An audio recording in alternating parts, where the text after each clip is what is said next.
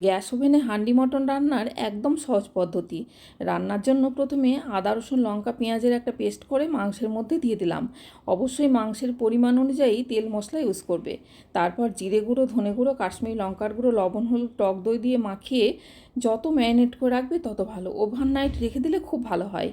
হাঁড়িটা এর আগে ইউজ করেছি, ওই জন্য জলে ডুবিয়ে রাখলাম না। একটু গরম করে দিয়ে দিলাম সর্ষের তেল, তেজপাতা, কিছু গোটা মশলা, শুকনো লঙ্কা আর পেঁয়াজ কুচি।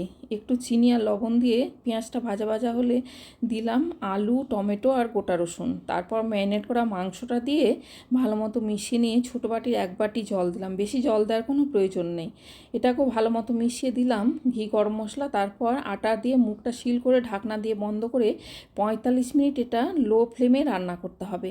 মাঝে মাঝে একটু করে নাড়িয়ে দিতে হবে। 45 মিনিট পর মুখ খুলে দেখো কত সুন্দর রান্না হয়েছে। যেমন স্বাদ তেমনি কিন্তু সেদ্ধ হয়েছিল।